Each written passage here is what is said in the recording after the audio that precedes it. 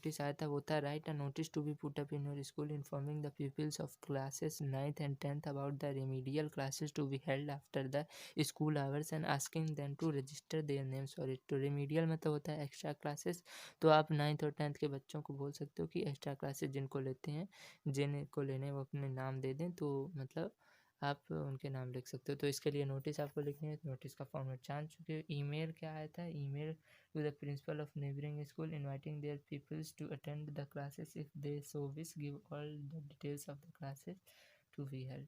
तो ईमेल आप लिख सकते हो इस तरीके से। 2000 इसके बाद है कॉम्प्रिहेंसन। आपका कॉम्प्रिहेंसन भी देखिए, कॉम्प्रिहेंसन में भी जल्दी मार्क्स नहीं देता एग्जामिनर, तो कॉम्प्रिहेंसन भी आपको सही से लिखना है।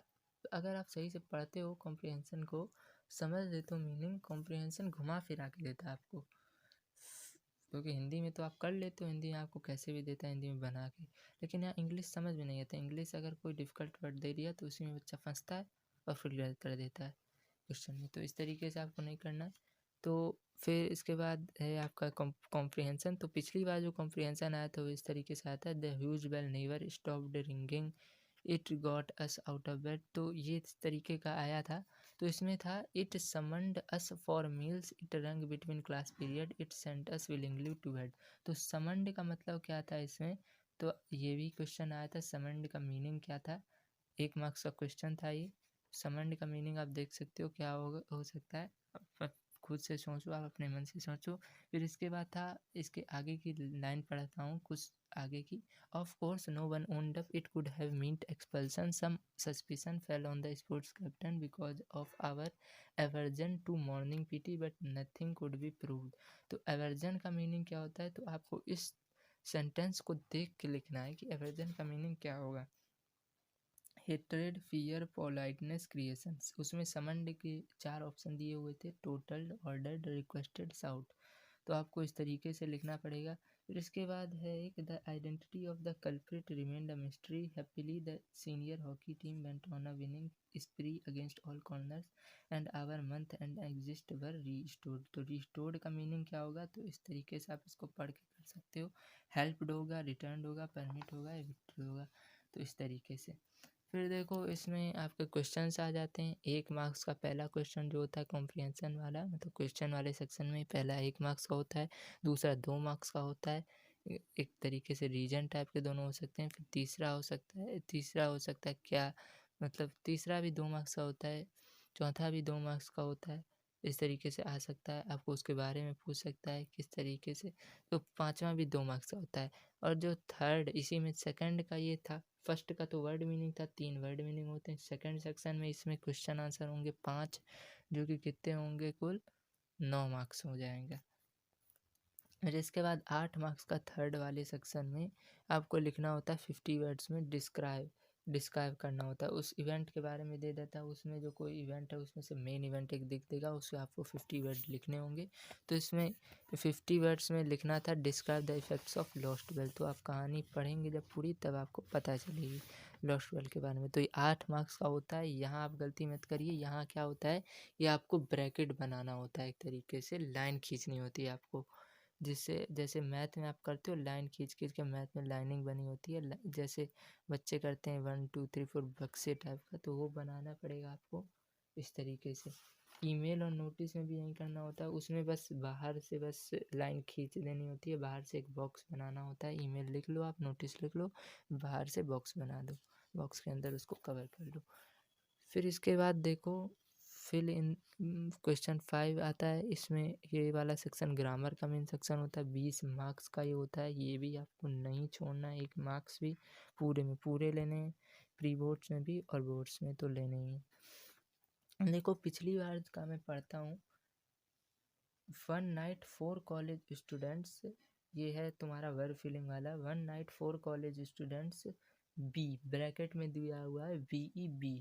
1 नाइट 4 कॉलेज स्टूडेंट्स ब्रैकेट में बी है, out partying late and did not study for the test scheduled for the next day. तो इसमें होगा बी का वर्ब हो जाएगा इसमें।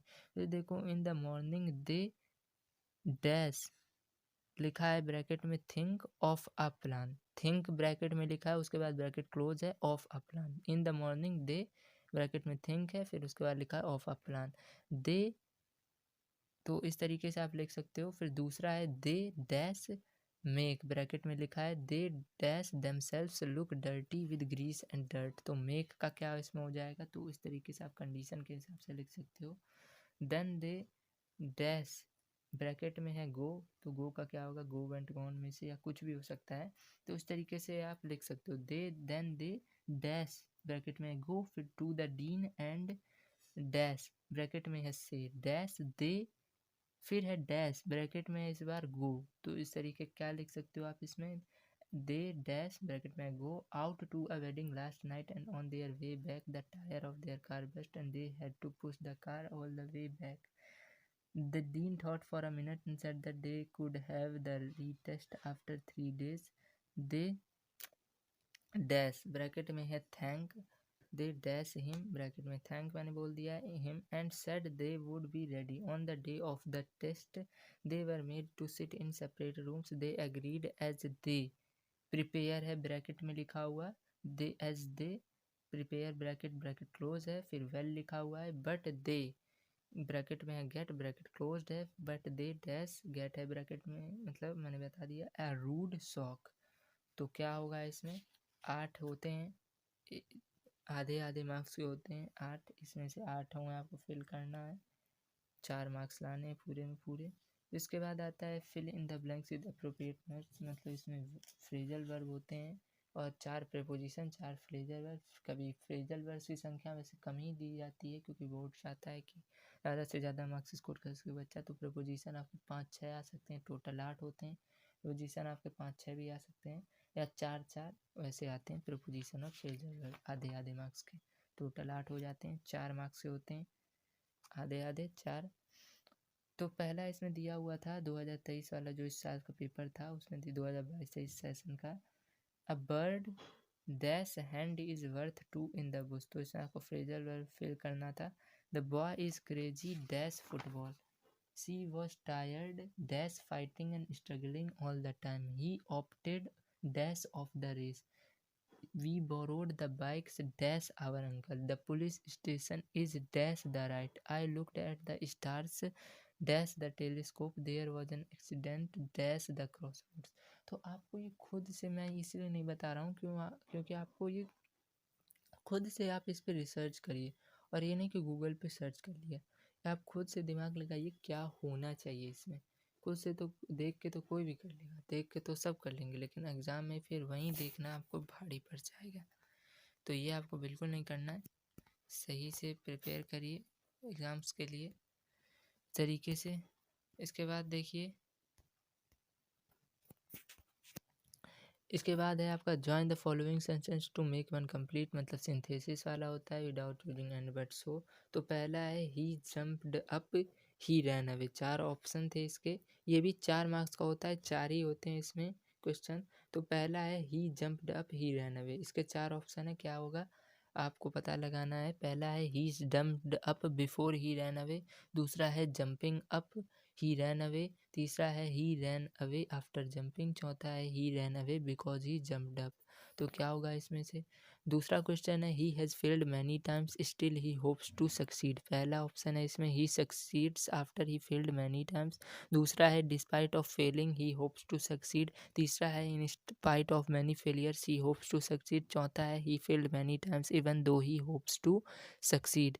फिर इसके बाद तीसरा क्वेश्चन है do not be a jeweller do not be a goldsmith, पहला ऑप्शन है इसमें be neither a jeweller nor a goldsmith, दूसरा है be both a jeweller and a goldsmith, तीसरा है आइदर बी अ ज्वेलर और अ goldsmith, चौथा है be a jeweller as well as goldsmith. तो ये भी सरल था ये क्वेश्चन, कर सकते हो, आपको समझ में आ गया होगा कौन सा ऑप्शन सही होगा, मैं नहीं बताऊंगा अभी। चौथा क्वेश्चन है cottager and his wife had the hen laid eggs every day, पहला ऑप्शन है इसमें every day a hen laid an egg for a cottager and his wife, दूसरा है cottager and his wife had a hen who laid an egg every day, तीसरा है the cottager and his wife had an egg every day because they had a hen, चौथा है a cottager and his wife had a hen which laid an egg every day। तो इसमें से आपको सही option find करना है। इसके बाद आपका क्वेश्चन आता है ट्रांसफॉर्मेशन वाला, जो 8 मार्क्स का होता है। एक मार्क्स के सारे क्वेश्चन होते हैं, 8 क्वेश्चन। पहला दिया हुआ था 2022 था, इसका मैं बोल रहा हूँ जो इस साल पेपर हुआ है उसी के मैं ये सारे ग्रामर वाले बता रहा हूँ। तो इसमें पहला दिया हुआ ट्रांसफॉर्मेशन में question, he said to me I don't believe you. Begin कहाँ से करना है, ही सेड।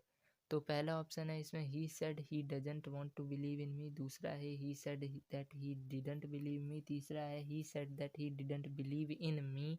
चौथा है he said I don't believe you. फिर दूसरा क्वेश्चन है इसमें, some boys were helping the wounded man. Begin कहाँ से करना है, द वुंडेड से।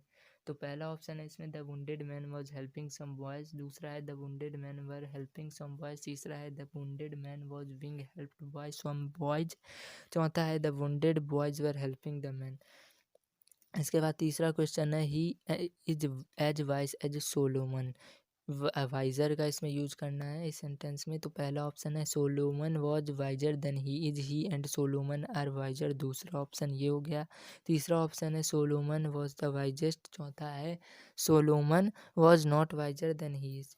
चौथा क्वेश्चन है इसके बाद, he if the boys do not reach the school on time they will be punished. Begin कहाँ से करना है, अनलेस से। तो पहला ऑप्शन इसमें है, unless the boys reach the school on time they will not be punished. दूसरा है, unless the boys are punished they will not reach the school on time. तीसरा है, unless the school punish the boys they will not reach on time. चौथा है option है, unless the boys reach the school on time they will be punished. सही option find करना है आपको। पांचवा क्वेश्चन है, as soon as he reaches home his friends call him. Begin करना है हार्डली से।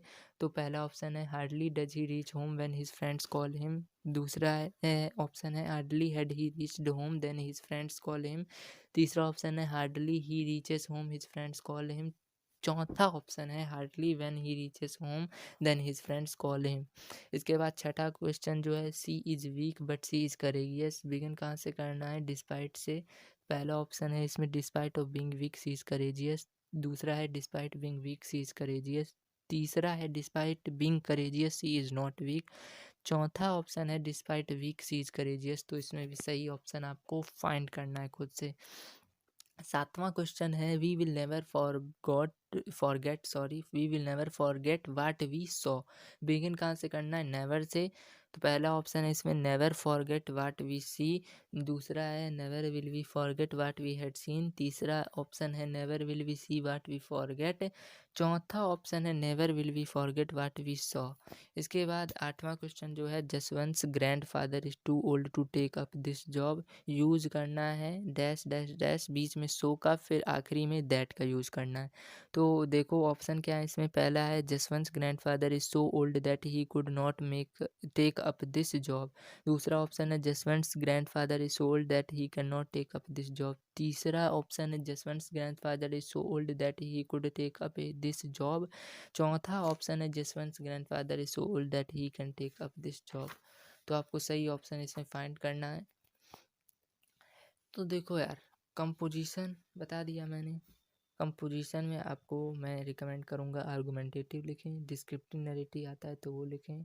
कोशिश करें कि शॉर्ट स्टोरी और पिक्चर कंपोजिशन छोड़ दें।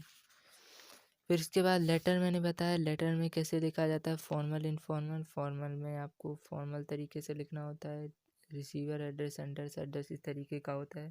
पहले ऐसा सेंडर्स लिखना होता है, फिर रिसीवर का एड्रेस लिखना होता है खुद का। इसके बाद इनफॉर्मल में क्या लिखना है आपको, इनफॉर्मल में आपको लिखना होता है सेंडर्स एड्रेस शायद, या रिसीवर एक लिखना होता है कोई।